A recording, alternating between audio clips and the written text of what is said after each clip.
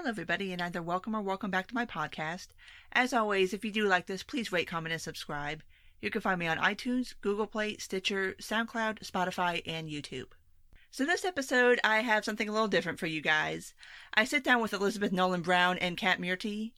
Elizabeth is an associate editor at Reason, and Kat is a libertarian feminist and activist, and together they have founded Feminists For Liberty, which is a now official nonprofit organization that is devoted to the idea of promoting feminism through a more pro-liberty standpoint.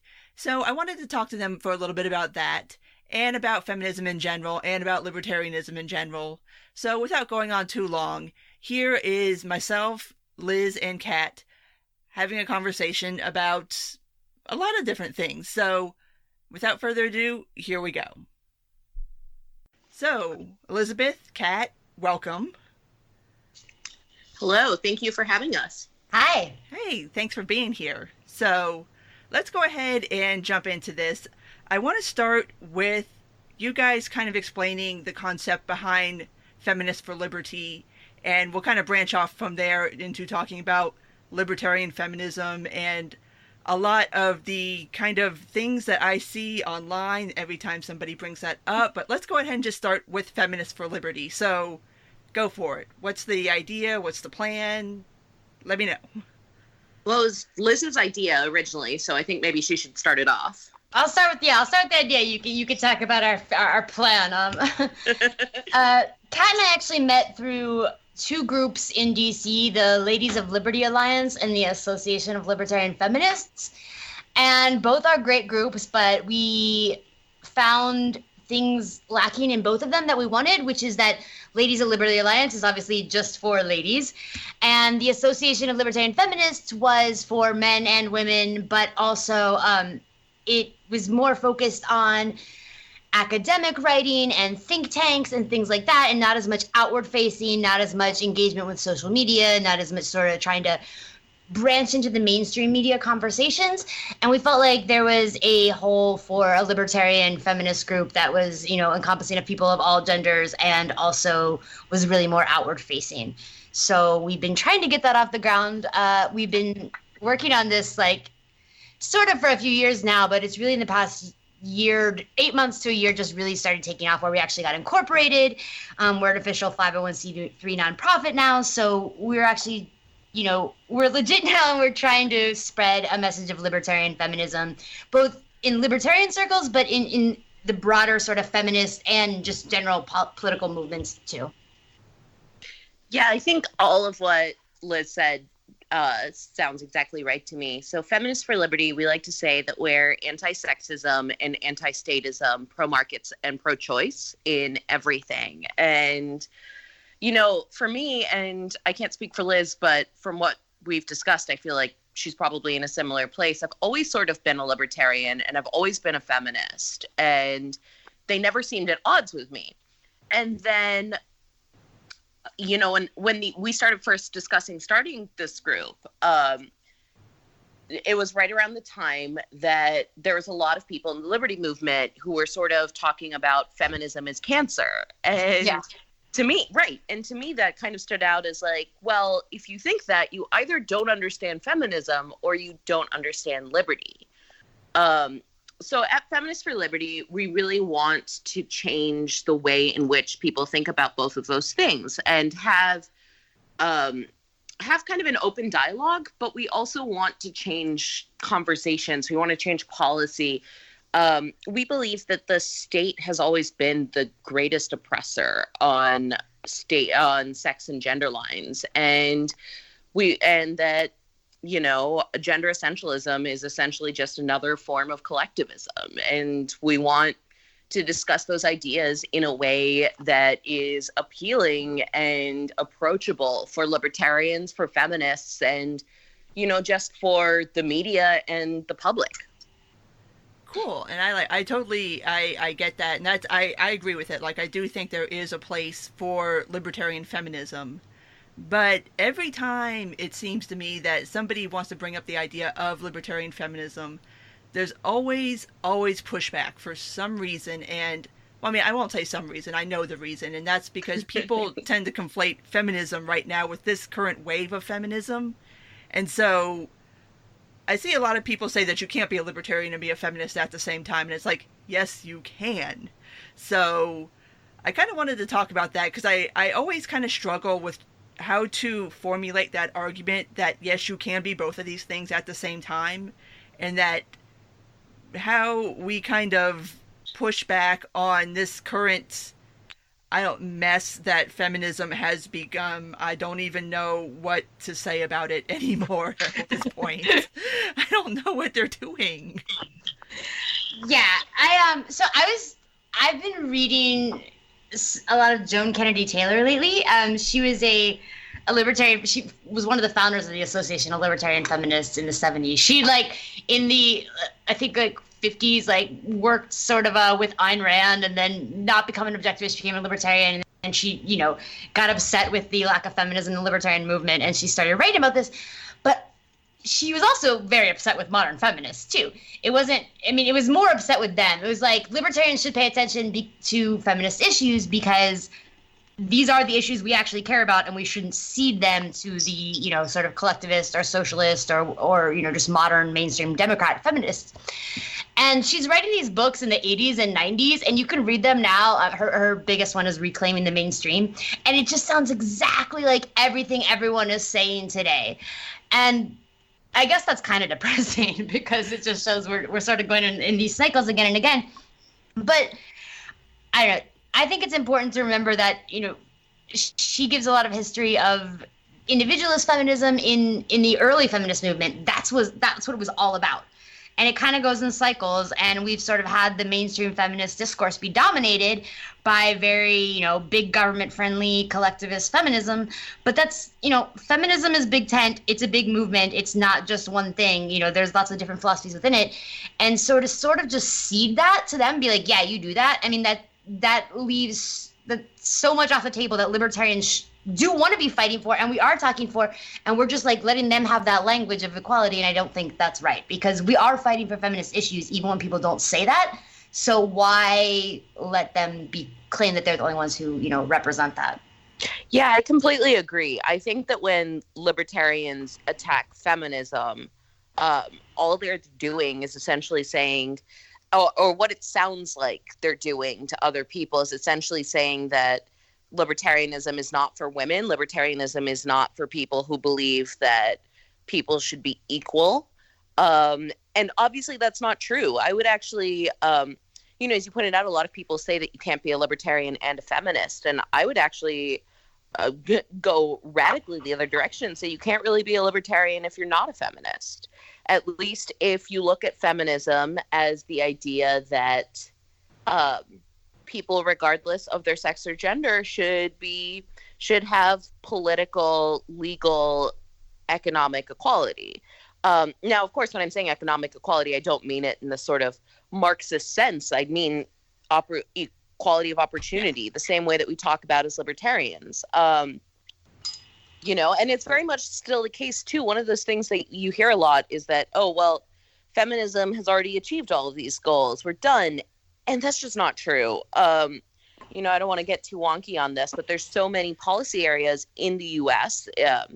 That are absolutely still discriminating on sex and gender lines, and not just the ones you would think about. It goes to everything like, Social Security and the tax code and all sorts of these weird issues that libertarians like to focus on, that if anything, we're the ones that I think can make the most change there. But also, I mean, if we look at it on a global level, it's alarming how many countries still have restrictions on labor that differ from between men and women. And I think all of those things are definitely issues that we can talk about. But at the end of the line, you have to talk about the fact that a lot of people out there consider themselves feminists. And if libertarians want to say that all feminists are bad, we don't want to accept anyone who's a feminist, well, besides the fact that that's a lot of libertarians that they're including in that, they're also telling everyone else that this is actually not a movement of equality. This is not a movement of justice. This is not a movement in which we think that the state should allow people to live the lives that they want to live. And, I think that's just shooting ourselves in the foot. I believe that everybody, regardless of their gender, would benefit from having the state get out of the way and let them live the life that they want to live. For the longest time, the state has, basically split people up on sex and gender lines and controlled what people are allowed to do. And if you don't have a problem with that, you're maybe not so libertarian. Yeah, I would think that at least every libertarian, be they male or female, would at least be like a second wave feminist, just because that is what that particular wave was about achieving equality for both men and women, especially like in the workplace, and about like gender pay and just gender equality, and in gender equality in like schools and in society in general. But it's just, I think that feminism has just gotten this really ugly kind of like taint attached to it that I really would like to push back against. But a point that you brought up, Kat, that I think might actually help is that we might need to start getting a little bit wonkish about this, because people do think that, okay, well, women have equality in the United States, so why do we need to have this conversation anymore? But it's like, no, there are places where we don't. Like if you have Social Security, for example, if you are a stay-at-home mom, or if you decide to reduce your hours due to motherhood or whatever it is you choose to do, you're paying less into Social Security, so you kind of get screwed at the end. And especially on the tax code too, when you make certain choices as a woman, it does affect you financially like that. So I think there is something to be said for that. The tax code is structured in such a way, it's supposed to encourage families. It's supposed to encourage people to be in a married relationship with children, own a house, and have one spouse working and one spouse not working. The tax code is explicitly structured to do that. And this is the kind of thing where I think libertarian feminists, really do make a difference, because for so long we've had people fighting for one sort of normative side of things or the other, right? Like you have people saying like, actually all women should stay home and be mothers, and that's, their blessed vocation and blah, blah, blah. And that's the only choice that is like acceptable. And then the other side, you've actually had, a lot of people being like, no, like all women do need to work. The stay-at-home moms are, terrible. Like, or on the other side, also sex workers are terrible. Like, you need to do this very narrow range of womanhood. And that's sort of what the mainstream left feminism has said. Libertarians are really the only ones who are in there like, hey, how about choice? Yeah, like, what about individualism? Okay, and just as long as we don't enact it into the law to favor one thing or the other, to favor any particular choices that, women or people of any gender are making, then, that's what we're pushing for. A thing that doesn't actually favor any particular conception of, femaleness or maleness or anything like that. I also want to get back to something you said earlier about the second wave versus third wave, or I think Liz and I would both argue we're sort of in the fourth wave-ish now, but I think that those are terms that get tossed around a lot, and I'm not sure that people necessarily fully understand them, because there's a lot of ways in which I would agree with second wave feminists, but second wave feminism is also to a certain degree associated with ideas that are sort of anti-sex work, that have a lot of ideas about, about sexual equality and sex rights and stuff like that, that I don't actually agree with. It's not all second wave feminists, but there's certainly several that I think they're kind of puritanical. And similarly, I think that there's other ideas like that sort of get wrapped up. Personally, I don't think that talking about feminism in waves is useful outside of an academic source, outside of an academic context. Honestly, I like to think of it in the same way as I think about libertarianism or any sort of policy or politics at large. I don't really care what your personal choices are or what you personally think is best. I think that if it's something you're passionate about, you should advocate for it. You should share those ideas. But at the end of the day, what I care about is if you want to use coercion to force other people to do it. Yeah, that's fair enough. And there always has been like a puritanical streak in every sort of wave of feminism. I know we not don't want to use those words, but even today, today in the feminist movement, you have swerfs, you have people who are anti-sex worker, who are anti-porn, who are right, absolutely, this very puritanical streak, and it's ways you don't even think of, but it's puritanical about things that are, leftist still, but still kind of puritanical about them. A lot of second wave feminists do also fall in that boat where they think that all women should work and that being a stay-at-home mom is a problem because you're not fulfilling your capabilities. And honestly, I would say, I think that in my ideal society, people could be a stay-at-home mom or a stay-at-home dad or stay-at-home whatever kind of parent you want to be. And that would be fine as long as it's a choice that you arrive at with your co-parent or co-parents. And that it's an option that works best for you, right? Similarly, I think that third wave feminism has some benefits as well. I mean, it's much more pro-sex and more open to the ideas of, hey, maybe women should be able to pursue sex in a way that they like, and maybe they should be able to be sex workers and things like that. And again, I mean, it's not everybody throughout these waves, but I think that there's things that we can take from each of these waves that is valuable. Yeah. But yeah, especially going back to the idea of choice, it's like I know a lot of people like to come down on women who do decide to stay in the home, and it's not my personal choice, but my whole point and my pushback on that is that if that is your personal choice, like if you are freely choosing to do that, that's your business. The same way if you freely choose to work outside the house, or you freely choose whatever work it is that you want to do. And I think that's where a lot of people kind of, they look down on certain choices, and it's like, no, as long as you're freely choosing, and that's the point, is that it wasn't always a choice for women. Like, it was, exactly. You didn't always have that option. So I don't get mad at women for like choosing to do things that I don't personally want to do, and I see a lot of feminists do that, and it's like, why? Like, that's not your business, honestly. Right. I mean, at the end of the day, it's choice. That's what we care about. And if you're going to say that you support choice, but there's only one acceptable choice, you don't actually support choice. Yeah. And I also want to say it's not just about women. I think that gender roles and patriarchy, I know that's a big anger word for a lot of people.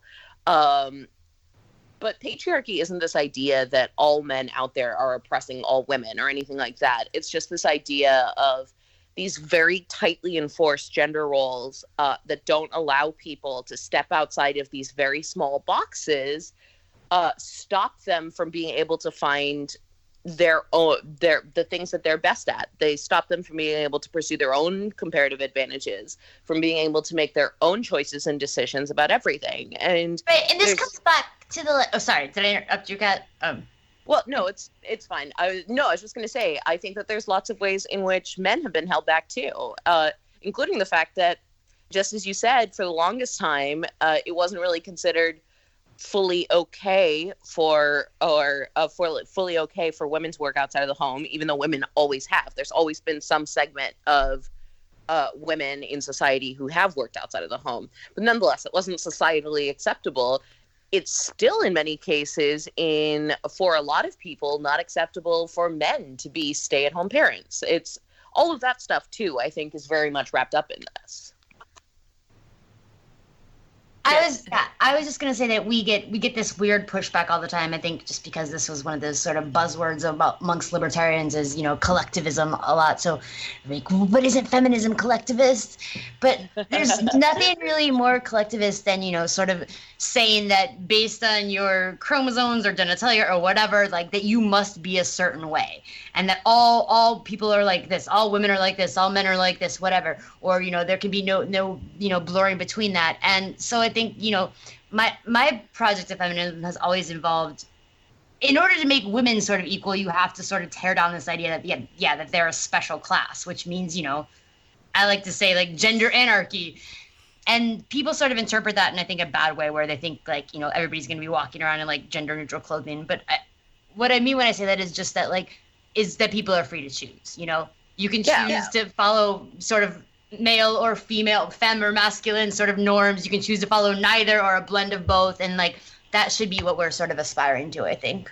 Right, exactly. I think it's not that gender roles are necessarily bad, but gender roles are bad when people are forced into them, when there's a coercive force that is making people choose to do something that otherwise they wouldn't. And I think Liz and I were talking about this weekend, but there's a phrase that you kind of hear from this sort of like 90s girl power feminist phrase, although you still hear it a lot nowadays, that rubs us both the wrong way. And it's the future is female. And, you know, I don't want a future that is female. I want a future in which it doesn't matter what your gender or your sex is. Yeah, and kind of like doing away with gender roles in general, because then that frees up people to choose the kind of life that works out best for them. And also, obviously, once you start freeing up gender roles, then you can start kind of figuring out, especially for like same-sex relationships, like, okay, how do gender roles even map onto that? So it kind of gives more like a freedom for people to start to figure out how best to orchestrate their lives that makes them and their partner and their kids, or their kids that don't exist because they decided to not have kids, or whatever it is you decide to do, to be happy. Absolutely. And I want to find that shirt. Oh my gosh, I found a shirt yesterday that says "The future is whatever." At the Five Below, the everything $5 and under store. I was so excited about it. There was one left. Yeah, I love it. I was gonna go over there today, but I'm like, I'm really hungry. I need to eat. So, how do you guys think, like, with the way feminism is today, especially with like intersectionality and collectivism, how do we best kind of craft a message to kind of promote libertarian / individualist feminism, especially as far as intersectionality is concerned? Like, I don't think that it was a bad idea to begin with, but it has become this bizarre monster thing. Yeah. And I'm just waiting. I'm waiting for like intersectionality to come to what I think should be its final conclusion, which is that if you break people down into smaller and smaller and smaller and smaller bits, you finally realize everybody's an individual with their own life experiences, and maybe we should stop putting people in boxes. Well, honestly, I mean, I'm glad you said that you don't think it was bad to begin with, because I think that's exactly what intersectionality is about. It's a good concept that's been executed poorly by the Twitter overlords of it. That's the perfect way to say it. I think a lot of these terms, that's essentially what ends up happening. I think the idea behind intersectionality was that you can't talk about people as women because you are a woman. You have all the same experiences. You're also everything else, every other part of you. Like, I'm a woman. Liz is a woman. We haven't had the exact same experiences. We're not going to have the exact same views on things, even though we both are women. In the same way, like, your race, your class, everything intersects. Right. We're all libertarians. We're all I mean, I don't know how you describe yourself, Jen, but I would say you're a libertarian feminist. Well, the name on Twitter really is Jen a libertarian, so. Yeah, definitely libertarian. I'd probably say small L, but yeah, and as far as intersectionality is concerned, I don't think it was a bad idea to try to point out that, like, okay, if you're a woman, but then maybe you're also a lesbian and you're a person of color, and so you've got different things going on that affect you that don't necessarily affect other women. Right. But again, I'm still waiting for the point where they the light bulb comes on, and then they realize, okay, every woman's an individual with her own unique backstory.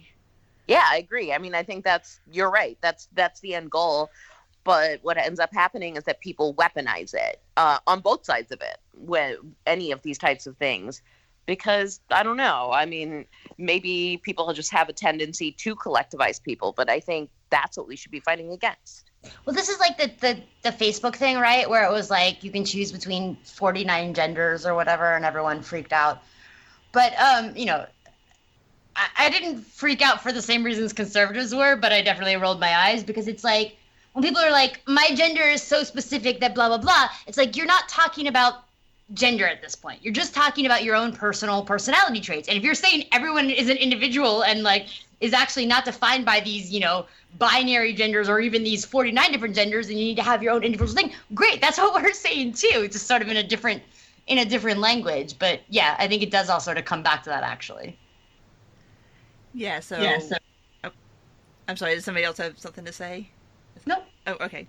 Another thing that I kind of want to try to touch on is my own little personal project within libertarianism in general, but also a kind of subset of libertarian/individualist feminism, is trying to find the lost souls and bring them to home.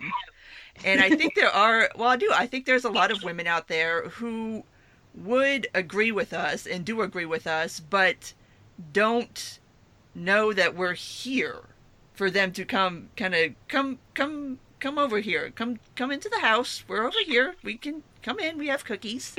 So how do we best kind of, first off, I guess, combat the current kind of environment of feminism and kind of try to carve out a space for more individualist feminism within the movement so that people can kind of see us and be like, oh, okay, I'm this kind of feminist. I don't have to be that kind of feminist.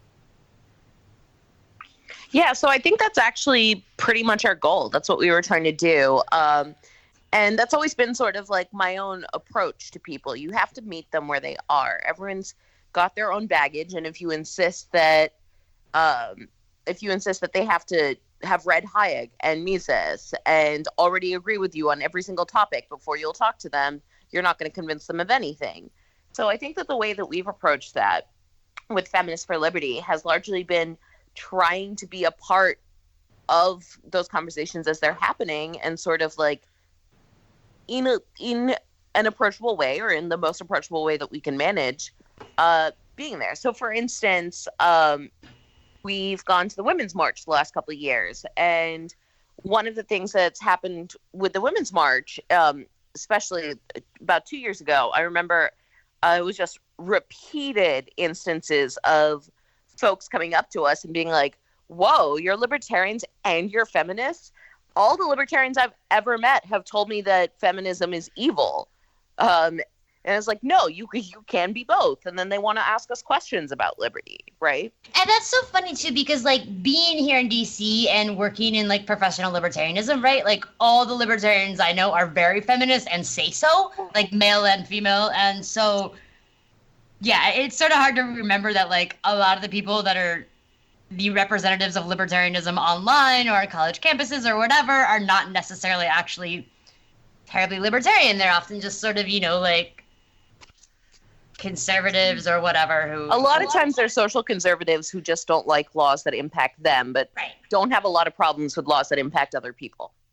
But that's a lot of people's only experience with libertarians is like interacting with those people, so they think that libertarians are all just right. And I've had the same experience as well, interacting with libertarians and talking to them about feminism, where a lot of people have told me like, oh, well, I guess feminism, when you describe it that way, doesn't sound that bad. And yeah, I mean, that's kind of it, isn't it? It's just sort of like, so Tom Palmer said something a very long time ago. I remember him talking about, he said, most people in the world, you have to remember, are trying to make the world a better place. They're not evil people. They're trying to make the world a better place. And I think that's true. I think most people very honestly do want a better world. It's just their steps for how to get there are very different than yours. And if you understand that and you try to approach them with empathy and you try to understand their perspective and where they're coming from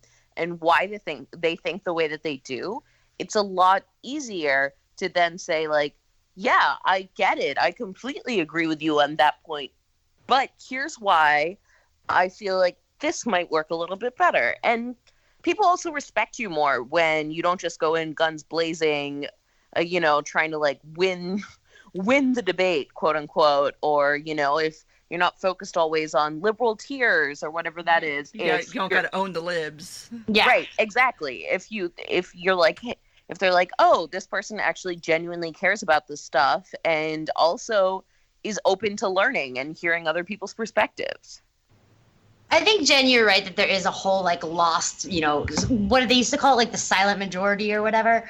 And I think like that's really true with feminism, because when you talk to most women, I mean, or most people in modern day America, they are not against, equality. They are not against women doing the basic sort of, equal things with men.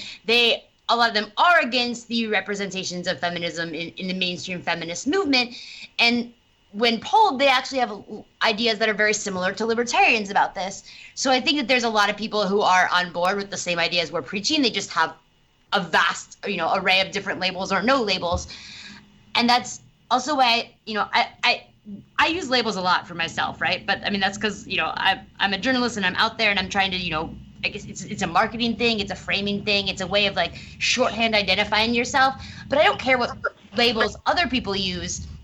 And I think it's important to sort of not just go by that, and just sort of also not just go by a thing where, you won't work with people who don't agree with you on everything. Because this is the problem that the mainstream feminists run into too, is they'll be like, oh, well, if you support, if you think that women are equal to men or women are human beings, then you're a feminist. And you're like, okay, I'm a feminist. And then they're like, do you support Medicare for all? And you're like, no. And they're like, intersectionality, you're not a feminist anymore. And that's so frustrating.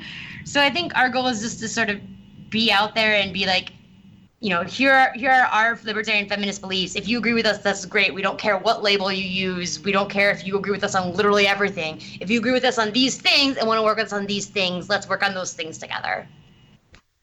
Couldn't have said it better myself. Yeah, I think that we have two hurdles to kind of overcome, and that is both the libertarian label and the feminist label, because like you said, like there's people that don't think libertarian women exist, let alone libertarian feminists. So, and there are a lot of people who have the wrong impression of libertarianism in general, especially thinking that first of all it's all a bunch of straight white dudes, and it's like, no, we're here, there's women over here. I mean, I get the same thing all the time. I'm an Indian American woman. I hear all the time, oh no, libertarianism is just for old white racists. I'm like, okay, well, I'm not any of the old white racist men. I'm like, well, I'm not any of those, and I'm absolutely a libertarian. And it's so funny because, like, even if you go through, like, the history of libertarianism, there's always been a very strong female presence. Yes, exactly. Liz mentioned it earlier, but individualist feminism has always been a huge part of feminism, and also very libertarian. And like women like, Ayn Rand, Isabel Patterson, like all of them sort of were the foundational philosophies of the modern libertarian movement too. Rose Wilder Lane, the very first, I like to tell people this, the very first woman to earn an electoral college vote to be president of the United States was Toni Nathan. She ran with the Libertarian Party. She was a former, I think, chair or vice chair of the Libertarian Party, and she co-founded the Association for Libertarian Feminists. Oh, I did not know that. Yeah, it's awesome. See? Women and feminists are libertarians. So I think at this point I'm trying to see if we didn't cover anything that I wanted to cover. Do you guys have anything that you want to add to any of the conversations that we've had? Any further points? Yeah, can I add one more comment on that last thing we were talking about? Yeah. I think I have a blog post from like 12 years ago now where I ranted about this exact thing, about libertarians yelling at me about how I couldn't be a libertarian and a feminist, and feminists also yelling at me about how I couldn't be a libertarian and a feminist, because I used to really I used to comment on the feminist blogs and the libertarians blogs way back then in like 2006, 7, 8, and it was a problem then. But the funny thing, I guess, is that I've only seen it become better in regards to there being more women in the movement, there just being more diversity in the libertarian movement in general over that time. And when people now sort of challenge me on these things, like it's just almost funny. It's like over a decade I've been fighting this same sort of battle, and yet I've been a libertarian and a feminist the whole time. I've seen so many other people do it. It's so compatible, and usually the people that are fighting against it are the ones who actually don't know very much about either movement. Yeah. I mean, to bring it back to how we started, you were talking about Joan Kennedy Taylor and how many of those same issues are still the issues now. Right. And I think you're right. I think most people, they hear these terms and they respond to them, and they respond to them negatively. But I also think that there are a certain small segment of people who, on the left, it's people who really just want to use feminism to promote the Democratic Party or certain leftist beliefs, and the feminism is sort of secondary to that, right? And Yeah. I think on the right, there's a lot of people who, as I alluded to earlier, aren't really all that libertarian. They want government out of the way because they want to oppress people more, which is not really the same thing either. And I think both of those groups do have some vested interest in spreading this myth that you can't be a libertarian and a feminist, and it's just completely wrong. Join us. We're nice. We're nice people. First of all, we exist. We're here. We exist. We're friendly. But I'm trying to think if I had anything else that I wanted to say. I think we pretty much covered everything that I wanted to cover, so I think at this point we can go ahead and wrap up if everybody else is good. This is the part where I always encourage everybody, plug your stuff, professional, personal, Twitter, Instagram, whatever you got to plug, go for it. Okay, awesome. Well, you can find Feminists for Liberty on Facebook, Twitter, and Instagram. On Twitter, we're at Feminist Liberty, and we're Feminists for Liberty on Facebook and Instagram. You can also find us at feministforliberty.com. And you can find me on Twitter and Facebook as at Cat Murti, Murti. And it's cat with a K. You can find me on Twitter at ENBrown, and you can find my writing on reason.com. All right, awesome. Well, thank you guys so much for sitting down and talking with me for a little while. Yeah, thanks so much for having us, Jen. Yeah, this was fun. All right. Well, thanks, guys, and we'll have to do this again sometime. Yeah, let's do. I think Bye. it's fun to get into more specific topics, too. Yeah, sure. If you guys got anything you want, hit me up. We can do this again. Awesome. Sure, yeah. Anytime. Okay, bye, guys. Bye. Bye. So there was my conversation with Elizabeth and Kat. I hope you guys enjoyed it as much as we enjoyed making it. And as always, if you did make it this far, thank you. And if you do like this, please rate, comment, and subscribe. You can find me on iTunes, Google Play, Stitcher, SoundCloud, Spotify, and YouTube. And I will be doing more interviews in the future, so keep an eye out for that. So, as always, take care, and until next time.